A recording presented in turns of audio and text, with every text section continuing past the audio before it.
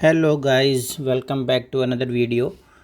तो जैसे कि हमने लास्ट वीडियो में पढ़ा था कि अपना विजेट्स क्या होते हैं और प्रोजेक्ट का स्ट्रक्चर किस तरीके से मेंटेन होता है। तो आज हम स्टार्ट करेंगे लेआउट्स के बारे में। तो उसके लिए हम एंड्रॉयड स्टूडियो खोल लेते हैं। ये हमने एंड्रॉयड स्टूडियो खोल लिया है और हम जो है अपना प्रोजेक्ट खोल लेते हैं जो हमने लास्ट टाइम छोड़ा था। तो बेसिकली लेआउट्स पहले हम डिस्कस करेंगे थ्योरी लेआउट्स बेसिकली होता क्या है। उसके बाद फिर हम लेआउट्स की एक एग्जांपल करेंगे कि लेआउट्स को हम यूज़ कैसे करते हैं अपने रियल प्रोजेक्ट्स के अंदर। तो मैं स्प्लिट कर लेता हूँ इसको ताकि आप लोगों को यहाँ पे मैं दिखा सकूँ। अब लेआउट्स के हम यहाँ से जाएंगे, डिज़ाइन में जाएंगे। डिज़ाइन में जाके यहाँ पे एक पैलेट्स होता है लेआउट का। अब हमारे पास 5-6 किस्म के लेआउट्स होते हैं जो कि मोस्ट कॉमनली लेआउट्स हैं। उसमें कंस्ट्रेंट लेआउट इस वक्त सबसे कॉमन है, सबसे टॉप पर है, जो कि बहुत ज़्यादा यूज़ होता है। ठीक है, कंस्ट्रेंट लेआउट का फ़ायदा ये होता है कि ये हमें रिस्पॉन्सिवनेस प्रोवाइड करता है, रिस्पॉन्सिव यूआई के लिए बहुत हेल्पफुल होता है। ठीक है, फिर हमारे पास है linear layout and linear layout, horizontal and vertical. अच्छा, लेआउट होता क्या है बेसिकली? लेआउट क्या है? लेआउट आपका एक पेरेंट व्यू है जिसके अंदर आप चाइल्ड विजेट्स रखते हो। फॉर एग्जांपल, अगर आपको कोई स्क्रीन बनानी है तो आप पेरेंट एक लेआउट लोगे जिस लेआउट के अंदर आपकी चाइल्ड एलिमेंट्स आएंगे। चाइल्ड एलिमेंट्स किसको कह रहा हूँ मैं? विजेट्स को कह रहा हूँ। फॉर एग्जांपल, अगर आपने HTML और अदर फ्लटर और अदर एप्लीकेशंस में आपने देखा होगा, अदर प्रोग्रामिंग अदर डेवलपमेंट में देखा होगा आप लोगों ने कि एक पेरेंट डिव होता है, डिव के अंदर चाइल्ड एलिमेंट्स आते हैं। सिमिलरली एंड्रॉयड के अंदर जो हमारा लेआउट होता है बेसिकली वो हमारा पेरेंट होता है। पेरेंट के अंदर हमारे पास मल्टीपल विजेट्स आ सकते हैं।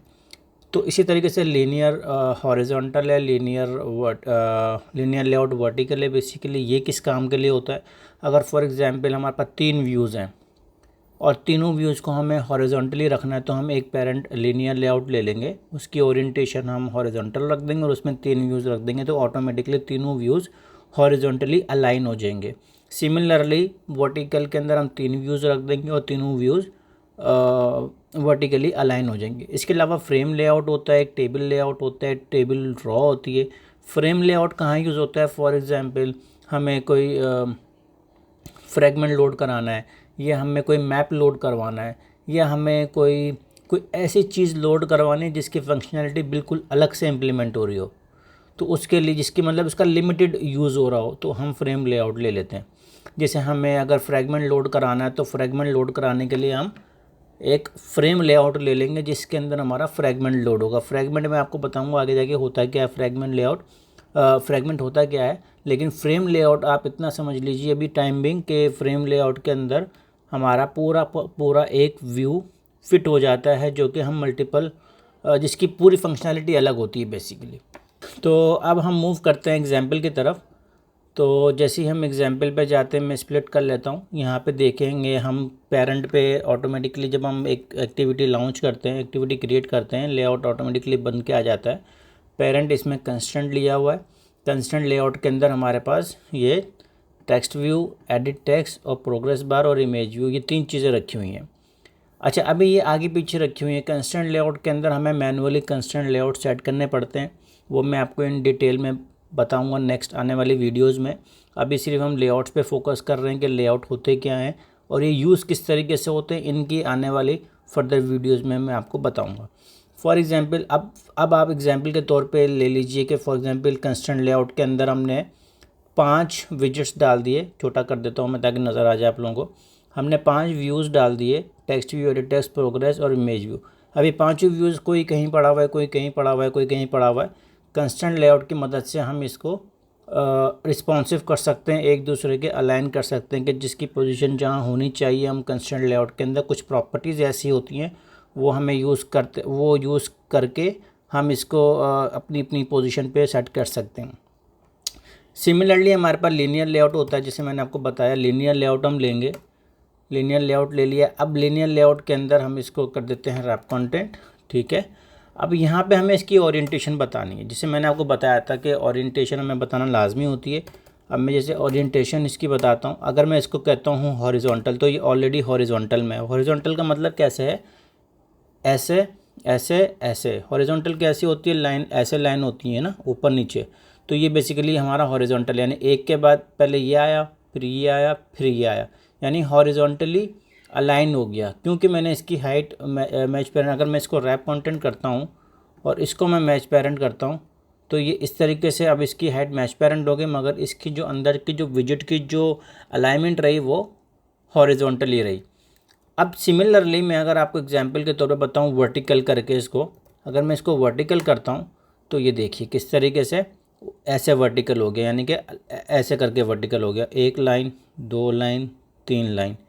ठीक है, अगर मैं आपको इसको ड्रॉ करके बताऊं तो फॉर एग्ज़ाम्पल ड्रॉ करने के लिए मुझे एक पेन लेना पड़ेगा।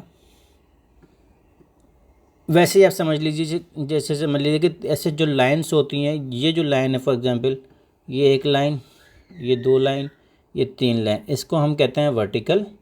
ठीक है, ये और इसको हम कहते हैं हॉरिजॉन्टल, जो हमारी ऐसे लाइंस होती हैं, ऐसे को हम हॉरिजॉन्टल कहते हैं, up and down, top to down horizontal, left to right vertical.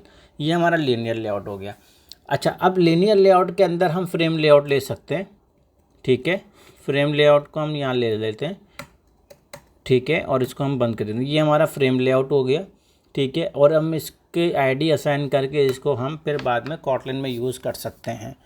अच्छा, अब एक और चीज़ मैं आपको बता दूं, ऐसा नहीं है कि आपने अगर पेरेंट पे लीनियर लेआउट ले लिया है तो फिर आप मस्जिद लेआउट नहीं ले सकते।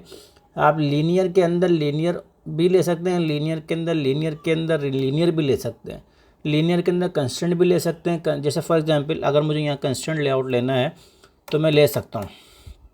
ठीक है, ये मैंने कंस्ट्रेंट लेआउट ले लिया। अगर मुझे इसी के अंदर अगर लीनियर लेआउट लेना है तब भी मैं ले सकता हूँ, तो मैं यहाँ पर लीनियर लेआउट ले सकता हूँ। अगेन लीनियर लेआउट ले सकता हूँ मैं, ये मैंने ले लिया। ठीक है, अभी एरर इसलिए दे रहा है क्योंकि कंस्ट्रेंट लेआउट पेरेंट है तो कुछ प्रॉपर्टीज़ हमें यहाँ बतानी पड़ती हैं, तो उसकी वजह से ये एरर दे रहा है। वो हम बताएंगे आने वाली, अब वो हम डिस्कस करेंगे जब हम कंस्ट्रेंट को इन डिटेल में पढ़ेंगे। इसके अलावा इसके अंदर रहते हुए मैं एक और लीनियर लेआउट भी ले सकता हूँ। ठीक है, वो भी देखिए मैंने कैसे ले लिया। और इसके अंदर रहते हुए मैं रिलेटिव लेआउट भी ले सकता हूँ। ये भी एक लेआउट है जो कि अब यूज़ नहीं होता, मगर for your understanding, for your knowledge मैं बता रहा हूँ कि हमारे पास एक रिलेटिव लेआउट भी रहता है। तो ये सारे मेन बेसिक जो लेआउट हैं जो बहुत ज़्यादा कॉमनली यूज़ होते हैं, जिनके बगैर हमारी यूआई डेवलप नहीं होती, ये वो लेआउट्स हैं। तो ये इन लेआउट्स की आप प्रैक्टिस करें। अगर इसमें कोई मज़ीद, अगर आप लोगों को कोई कन्फ्यूजन है, कोई डिफ़िकल्टी है, तो वो आप मेरे कमेंट बॉक्स में अपना क्वेश्चन रेस कर सकते हैं।